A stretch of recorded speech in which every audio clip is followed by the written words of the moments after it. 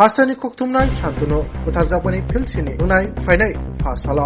Salon busko torinyo hasteni khoroknoi koktumnai rok tarjabani justice sami stage habai Malaikha Tripura Journalist Union ni adabra. Tripura journalist ইউনিয়নের পক্ষ থেকে আমরা আজকে রাজ্যের মহামান্য রাজ্যপাল এর সাথে আমরা সাক্ষাৎ করি। আপনারা জানেন সবাই যে 2017 সালে রাজ্যের দুজন সাংবাদিক সুদীপ দত্ত ভৌমিক এবং শান্তনু ভৌমিক হত্যা হয়েছিল এবং আজকে পর্যন্ত বিচার হয়নি।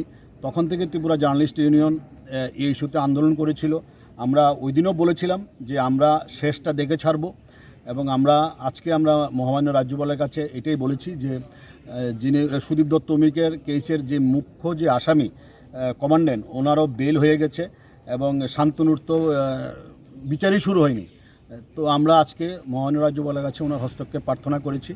আমরা দাবি করেছি যে আপনি সিবিআইয়ের সাথে কথা বলুন, কেন দেরি হচ্ছে, কেন এখনও আসামিরা গ্রেপ্তার হয়নি, কেন বেল পেয়ে যাচ্ছে, এটা আমরা কথা বলেছি। মহামান্য রাজ্যপাল বলেছেন উনি সিবিআইয়ের সাথে কথা বলবেন।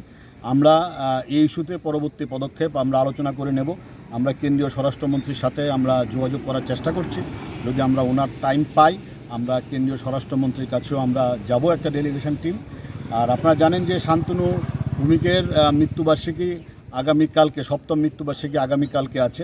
তো আমরা ত্রিপুরা জার্নালিস্ট ইউনিয়নের পক্ষ থেকে সবার কাছে আবেদন করছি আপনারা সবাই আসুন।